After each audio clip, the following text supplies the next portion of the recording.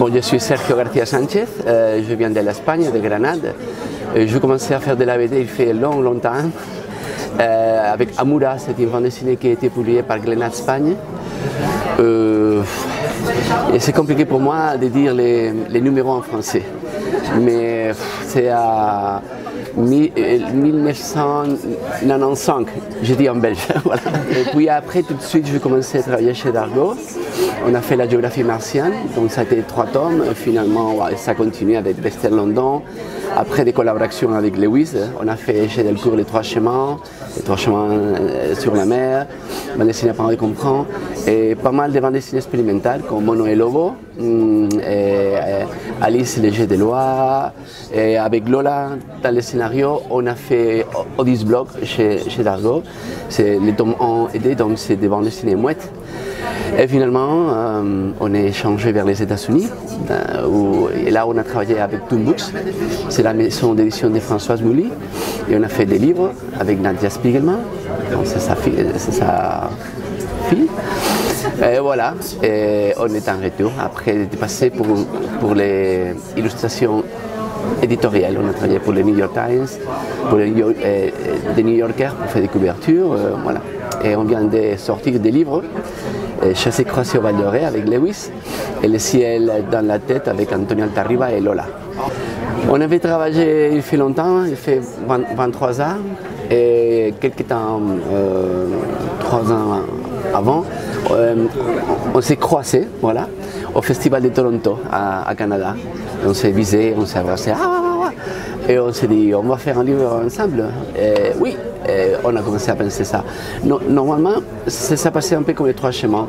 La même nuit dans laquelle on s'est revus, on a déjà commencé à penser quoi faire. Et Lewis, c'est lui qui a eu l'idée, parce que je dis Lewis, je veux quelque chose d'expérimental. Et il m'a dit oui, on fait l'expérimental, mais pas trop. Et comme ça, voilà, il a sorti Chassé croisé, 4 livres qui se croisent, et que finalement ça doit donner l'image globale, et que chacun a son propre style, voilà, c'est ça. Non, je suis habitué. Si tu vois, par exemple, mes couvertures dans les New Yorker, on travaille sur les New York Times, ou Le ciel dans la tête, il y a chacun un style, bon, c'est toujours Sergio García, mais chaque fois il y a des différences, et je me sens très commode. Je suis déjà vieux, et je crois qu'avec l'âge on peut faire ça sans problème. Non, ça n'était pas un problème. Je crois que les petits fantômes, sans doute. Oui. Parce que surtout, c'est un mélange. Lewis, il a dit peut-être on pourrait faire une chose similaire aux petits gags des New Yorkers. C'était une chose que j'ai bien aimée. Et puis, c'est l'histoire la plus sophistiquée, la plus psychodélique, si tu veux. Et voilà, et travailler avec les gris, ça me fait beaucoup plaisir. Ça arrive une fois un peu comme ça, parce que Lewis, il commence à écrire et normalement l'histoire, il n'est pas finie du tout. Alors on ne sait pas exactement qu'est-ce qu'il va passer. Et par exemple, la première histoire, c'est celle du petit garçon avec les chats. Le président, il arrivait jusqu'à la fin et on ne savait pas exactement comment faire le président. C'était rigolo parce que j'allais faire une caricature de Trump, du président Trump. Et je lui dis, bon, on va mettre le Trump sur la... Ah, non, absolument pas.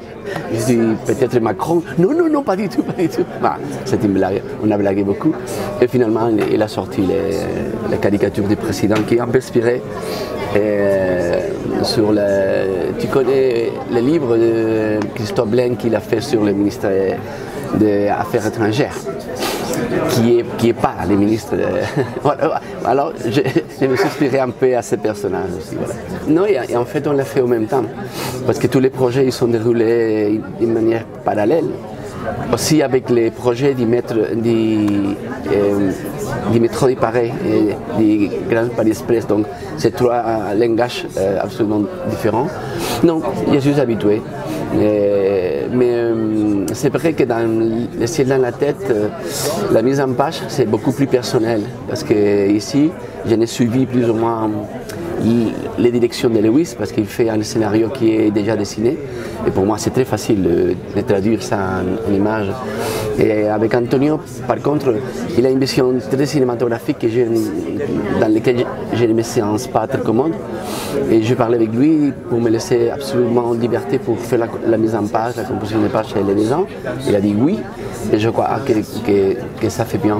Et là, je viens d'expérimenter, je ne sais pas si tu l'as dit, j'imagine oui, de jouer avec les images, qu'il y a des déformations, des images métaphoriques, voilà, etc. Et ce qui m'intéresse de la BD, ce n'est pas quoi raconter, mais surtout comment raconter. C'est curieux parce qu'on a eu à Grenade, à Chris Ware, et on a fait une tête-à-tête, on a parlé avec les publics et tout ça. Et j'ai toujours pensé que Chris Ware, il est surtout intéressé pour comment faire BD. Et pas ce qu'il veut raconter, et c'est juste au contraire. Il adore raconter ses histoires, et l'autre c'est absolument secondaire. Mais pour moi, pas. C'est vraiment une sorte de recherche. Je crois que ça doit être en relation dans le fait que je suis prof à l'université et j'ai fait beaucoup de recherche graphique et pour cela, voilà, j'aime bien faire ça et voilà, et surtout des livres qui sont un peu spéciaux. Par exemple, en Espagne, j'en ai développé des livres en format Leporello et en format poster, voilà. Un peu du tout, voilà. Comme Mono y Lobo, par exemple, qui était un grand poster. Oui, en fait, j'en ai parlé avec Antonio quand j'ai reçu les premiers copions, avec la ligne de scénario, et j'ai dit, écoute, je ne peux pas dessiner ça. Tu dois rappeler Keiko, qui est plus habitué à travailler avec ces lignes, qui est très épatant. Mais il m'a dit, non, j'ai besoin de ta métaphore visuelle. C'est toi qui dois le faire, parce que sinon ça va être goré en fait. Et finalement, je crois heureusement, il avait raison, mais il y a des scènes dans lesquelles c'était vraiment dur. La scène de la mer, quand il tue la mer, il doit manger les scènes, les amers. Dessiner ça a été vraiment compliqué. Mais on a essayé de faire ça avec une certaine beauté, tu vois. Mais tout le monde qui lit ça, ils disent que justement pour cette beauté, c'est encore plus terrible. Parce que si c'est évident, ils se disent, bon, on a déjà de la sang, on a déjà de tout, mais comme c'est élégant, c'est beau, quand ils lisent ça, c'est beau. Mais quand ils lisent, oh là là, parce que tu imagines tout ce qu'il y a autour. Là.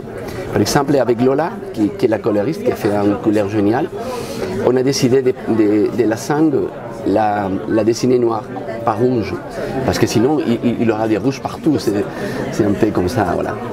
Je voudrais réentrer dans la tête de Chris Ware, parce que je parlais avec lui, j'étais toute une journée en parlant avec lui, mais je n'ai pas tout compris. Alors oui, la tête de Chris Ware, ça c'est intéressant.